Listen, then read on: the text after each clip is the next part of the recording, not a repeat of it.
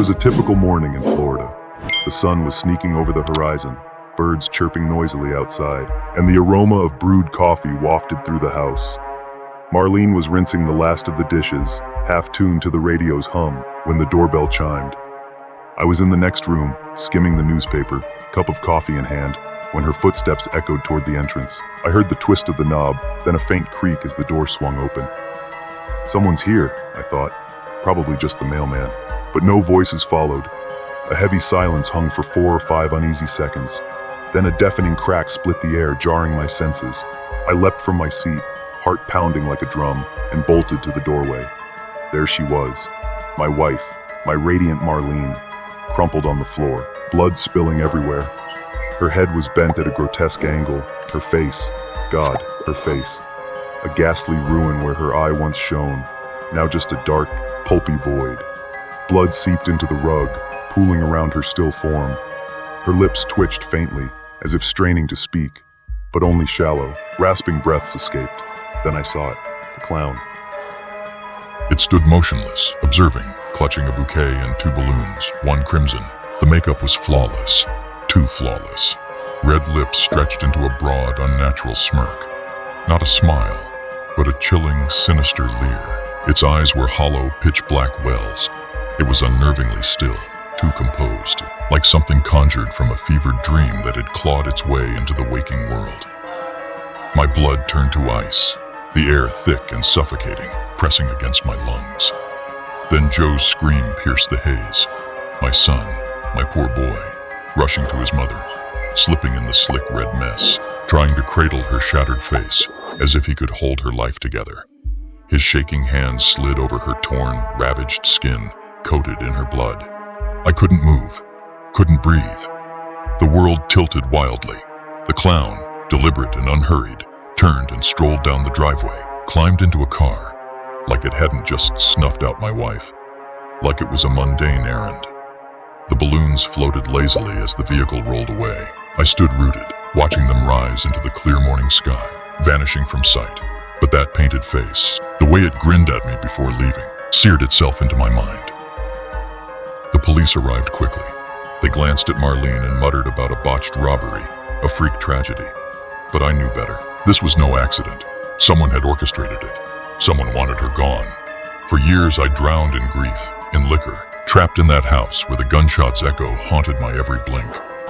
Rumors swirled. Some hinted I was involved, that my shady dealings had brought this on. None of it mattered. My wife was dead, and her killer was a phantom. Then there was Sheila. She'd been in my life before Marlene's death, a fleeting secret fling I swore meant nothing. A mistake, I told myself, but Sheila craved more, and Marlene stood in her path. After the murder, we grew closer, fell into real love, or so I thought. We built a new life, tied the knot, opened a little eatery. She convinced me I could begin anew, that I was safe. Years later, the cops showed up. DNA evidence, fresh forensic breakthroughs. They dragged the truth into the open. The woman I'd loved, trusted, Sheila Kingman, had fired that shot. She'd disguised herself as that nightmare, knocked on my door, handed Marlene those flowers, and blasted her in the face. As they hauled her away, her words cut through me. I loathed that woman. You're mine. Always were, Michael. I despised her. I couldn't fathom it, couldn't process it. I sat through her trial in a fog. Sheila showed no guilt, no dread, just sat there, serene, like it was routine. When they listed her crimes, she flashed that same wide, eerie grin, the clown's grin. 12 years, that's all she got. 12 measly years for shattering Marlene's skull with a bullet while smiling. But the worst was her gaze, even after everything, after years of lies, like she still held some power over me. And maybe she did. I'd spent so long in her orbit, loving her, believing her, blind to the beast beneath. Now I live with it. The truth that I kissed the lips that stole Marlene's final breath, built a life with the hands that wielded that gun. Every memory with Sheila is tainted by blood. Some nights I jolt awake, choking for air. In the stillness, when the wind moans through the trees, I hear it. The squeak of oversized shoes, the whisper of balloons. I swear if I turn too quick, I'll see those orange curls, that frozen, painted mask, those lifeless eyes boring into me. Marlene never saw it coming, but maybe I should have, because deep down, I know I'm the one truly accountable for her death. I strayed, and she paid the price. On May 26, 1990, Marlene Warren, 40, opened her door in Wellington, Florida, to a clown holding flowers and balloons. Seconds later, the clown shot her in the face and fled in a white Chrysler LeBaron. Marlene died 2 days later. Suspicion fell on Sheila Keene, who was having an affair with Marlene's husband, Michael Warren. But evidence was thin, and the case went cold. In 2014, new DNA tech linked Sheila to the crime. Fibers from a wig and witness tips sealed it. Arrested in 2017, she pleaded guilty to second-degree murder in 2023, getting 12 years with credit for time served, meaning a possible 2025 release. The Killer Clown Case, a tale of love, betrayal, and a chilling disguise, finally saw justice after 33 years.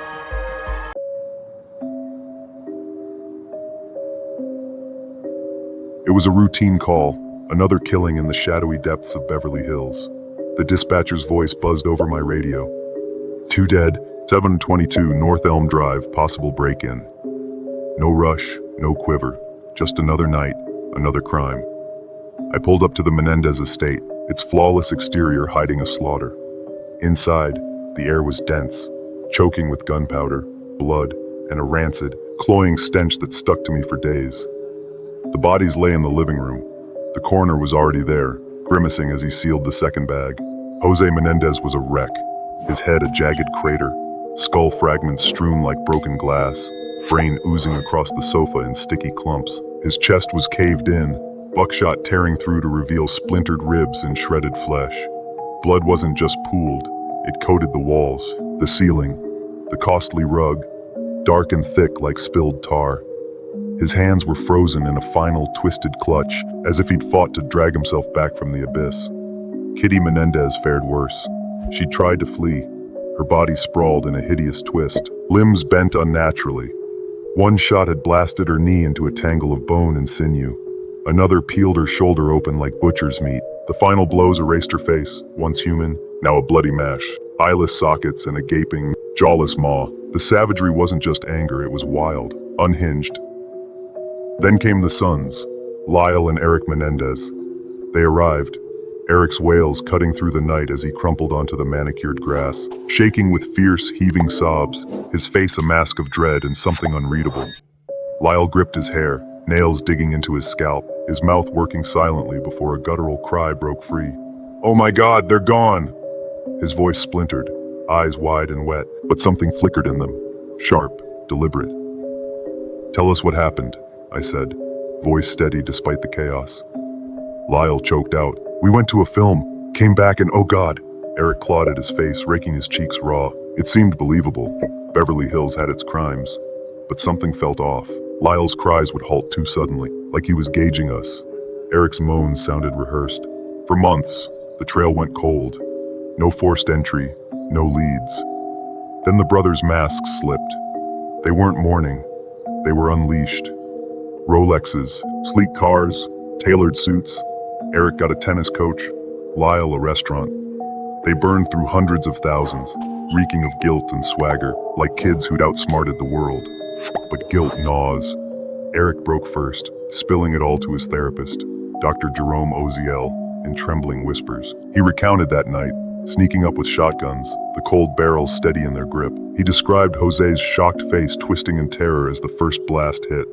Kitty's shrieks echoing as she crawled, nails gouging the floor, reaching for mercy from her own son, only for Eric to fire until her face was a sodden ruin.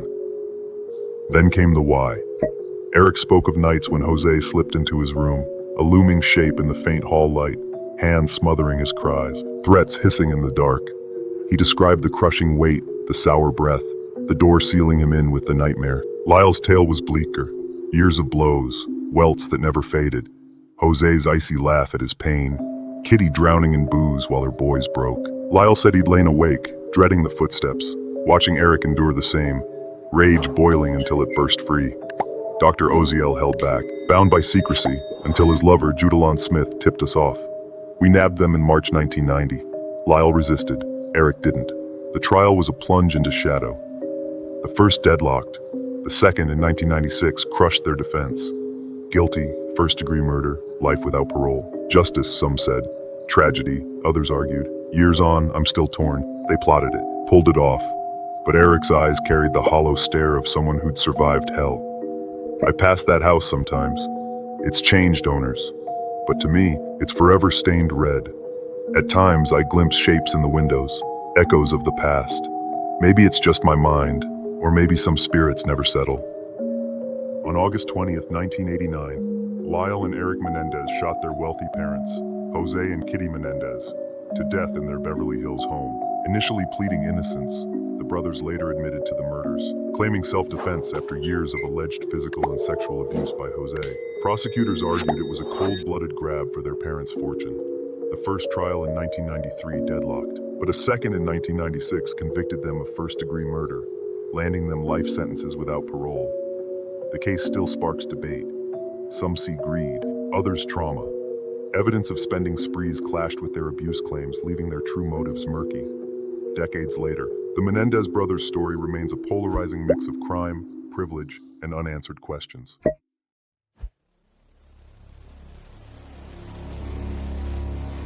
The camera crew buzzes as they arrange their gear. Stark white lights, draining the prison walls of any life. The journalist fidgets with his recorder, masking his unease, but I catch the faint shake in his fingers as he taps his pen. The red recording dot flares on. He asks, voice firm yet hesitant. Yet? I nod, throat parched, hands sweaty, and suddenly I'm back there.